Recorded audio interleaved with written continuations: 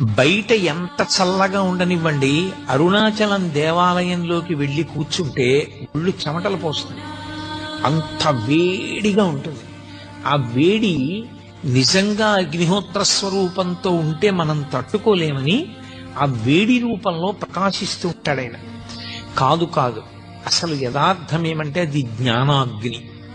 ఆ జ్ఞానాగ్ని ఎవరికి కలుగుతుందో వాళ్ళ కర్మలు దగ్ధమవుతాయి. జ్ఞానాగ్ని దగ్ధ కర్మాణం అంటాడు భగవద్గీతలో గీతాచార్యుడు.